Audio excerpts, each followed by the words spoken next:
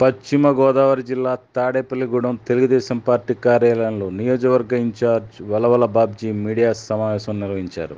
మాజీ మంత్రి కొట్టు సత్యనారాయణ అవినీతిపై తనదైన స్థాయిలో ధ్వజమెత్తారు వలవల. దేవాదాయ శాఖలో అవినీతి తిమింగలం కొట్టు మరో మోసం బట్టబయలిందన్నారు. ముంబైలో హల్దీరామ్జీ మఠం తాలూకా 2,500 కోట్లు విలువ గల భూమి అమ్ముకోవడానికి మాజీ మంత్రి పన్నాగం పన్నారన్నారు. టీటీడీ భూములు కూడా అన్యాక్రాంతం చేసిన ఘనత అప్పటి దేవాదాయ శాఖ మంత్రి కొట్టుకు చెందుతుందన్నారు. దేవాదాయ శాఖలో జరిగిన అవినీతి మొత్తం ఒక్కొక్కటిగా వెలుగులోకి వస్తున్నాయని తెలిపారు.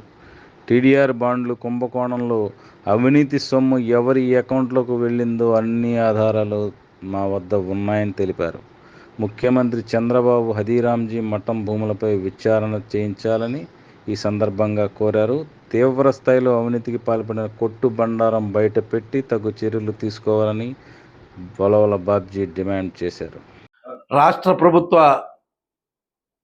దేవస్థానం భూములు న్యూ బొంబాయిలో హల్దీరామ్జీ మఠానికి చెందిన 84 ఎకరాలని మరి ఇక్కడున్న ఒక అవినీతి తిమింగలమైన ఓ మంత్రి ఎలక్షన్ ముందుగా వాటిని అమ్మేయడానికి ప్లాన్ చేయడం జరిగింది.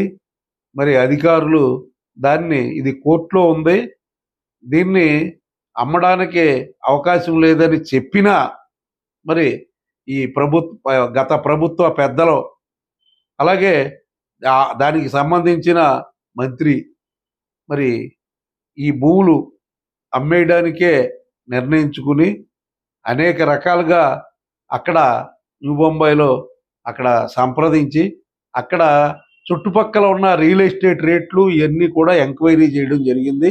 దాదాపుగా 2,500 కోట్ల రూపాయలకి ఈ 84 ఎకరాలు కూడా అమ్మేయడానికి అన్ని రకాలుగా కూడా మరి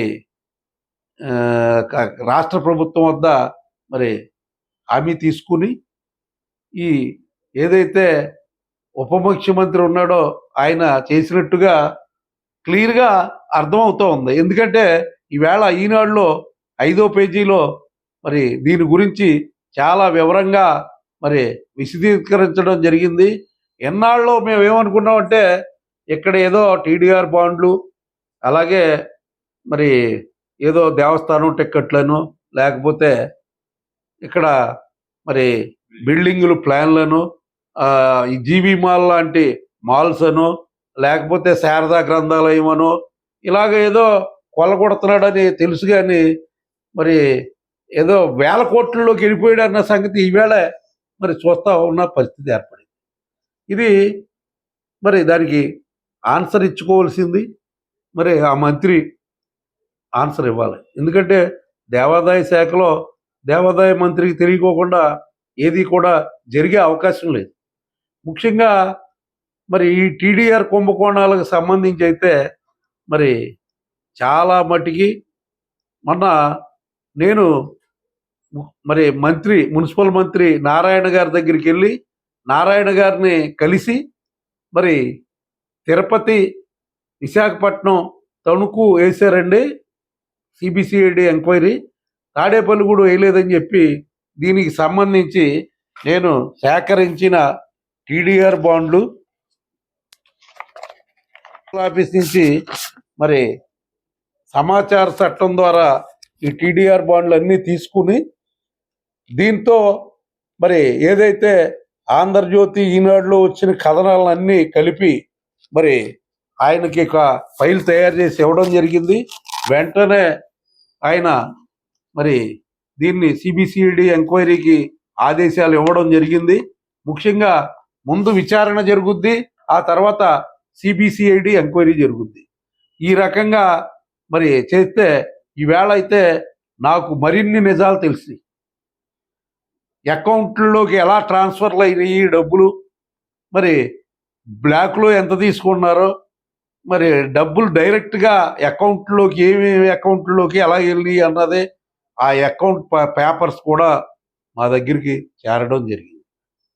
ఈవేళ మరి ఇలాంటి కుంభకోణాలు ఎన్నో చేసి ఇంకా బుకాయింపుగా మరి ఆ వాళ్ళనే వీళ్ళనే కూడా మరి ఏదో ఇష్టానుసారంగా మాట్లాడే వ్యక్తిగా ఈవేళ మరి అతని ప్రవర్తన చూస్తూ ఉంటే చాలా ఆశ్చర్యకరంగా ఉంది.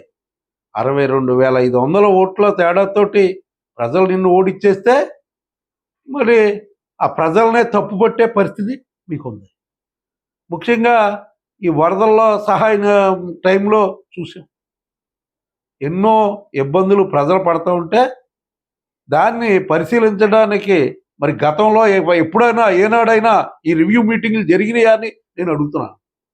చంద్రబాబు నాయుడు గారు కాబట్టి వ్యవసాయ శాఖ మంత్రిని, అలాగే నీటిపారుదల శాఖ మంత్రి నీటిపారుదల శాఖ మంత్రి రామానాయుడు గారిని, అచ్చెన్నాయుడు గారిని, అలాగే హోంమంత్రి గారు అనిత గారిని, అలాగే మన కొలను పార్థసారథి గారిని హౌసింగ్ శాఖ, మరి ఇలాగా వాళ్ళని పంపి మొత్తం నష్టం ఏ రకంగా అయ్యింది, మరి ఎలాగా ఎంతంత నష్టపరిహారం ఇవ్వాలనేది మొత్తం అధికారుల నుంచి సేకరించి ప్రభుత్వానికి వెళ్తుంది.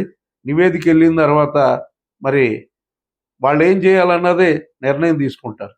అంతేగాని మరి ప్రతిదానికి కూడా కొత్తగా ఒక నెల 15 రోజులు కాకుండా ప్రభుత్వాన్ని మరి ఇష్టానుసారంగా మాట్లాడడం అనేది ఎంత మాత్రం కూడా సమంజసం కాదని చెప్పి కొన్నాళ్ళు టైం తీసుకోవాలి. వాళ్ళు ఏం చేస్తున్నారనేది చూడాలి. చూసిన తర్వాత మీరు మాట్లాడాలి.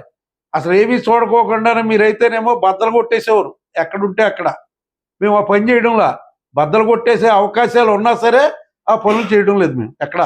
మా శాసనసభ్యుడు కూడా అలాంటి విషయాలకి ఎక్కడా కూడా ఎంకరేజ్ చేసిన పరిస్థితి లేదు.